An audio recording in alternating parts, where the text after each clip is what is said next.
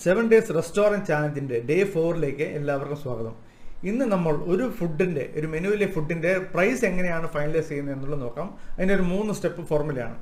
ഏറ്റവും ആദ്യം നിങ്ങൾ ചെയ്യേണ്ടത് ആ ഡിഷിൻ്റെ കോസ്റ്റാണ്. അതായത് ഉദാഹരണം നമ്മൾ ബിരിയാണി എടുക്കാം.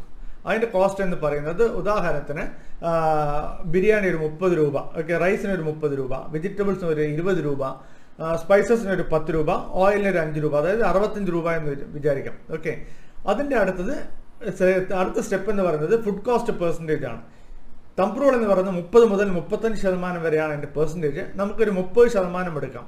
അപ്പോൾ 65 രൂപയുടെ 30% എന്ന് പറയുമ്പോൾ 217 രൂപ.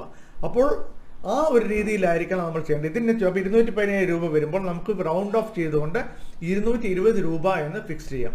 ഈ രീതിയിൽ നിങ്ങൾ പ്രൈസ് ഫൈനലൈസ് ചെയ്യുമ്പോൾ നിങ്ങൾക്ക് നഷ്ടം വരാനുള്ള സാധ്യത വളരെ കുറവായിരിക്കും. സോ ശ്രദ്ധിച്ച് പ്രൈസ് ഫൈനലൈസ് ചെയ്യുക.